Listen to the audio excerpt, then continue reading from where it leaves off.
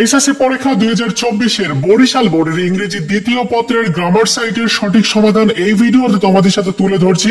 তোমরা উত্তরগুলো মিলিয়ে নাও। একের উত্তর হবে এ এর উত্তর ফ্রম, বি এর অফ, সি এর টু, ডি এর উত্তর হবে ফর, ই এর উত্তর হবে উইথাউট বা এক্সেপ্ট, এফ এর উত্তর হবে আফটার, জি এর উত্তর টু, এইচ এর উত্তর উইথাউট, আই এর উত্তর হবে ওভার, জি এর উত্তর হবে ফ্রম।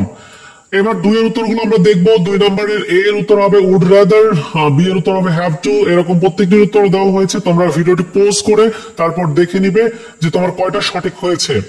এবার আমরা পরবর্তী অংশে যাচ্ছি, অর্থাৎ 3 নম্বরের উত্তরগুলো দেখবো। 3-এর একের এ এর উত্তর হবে হচ্ছে অ্যাম আনএবল টু, বি এর উত্তর হবে উই লাস্ট মিট।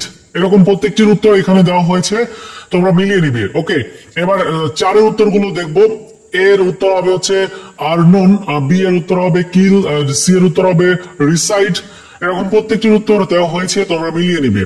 এবার আমরা 5-এর উত্তরগুলো দেখবো। ন্যারেশন, ন্যারেশনের প্যাসেজ ন্যারেশনের ক্ষেত্রে এরকম ভাবে তোমাকে করতে হবে ন্যারেশনটা, তোমরা মিলিয়ে দেখবে। ওকে, এবার আমরা পরবর্তী অংশে যাচ্ছি, অর্থাৎ 6-এর উত্তরগুলো দেখবো। এর উত্তর হবে ভেরি বা রিয়েলি, বি এর উত্তর হবে টু গেইন, টু পারপোজ, তারপর একটা উত্তর হবে রিডিং। এরকম প্রত্যেকটির উত্তর এখানে দেওয়া হয়েছে, তোমরা অবশ্যই মিলিয়ে নিবে।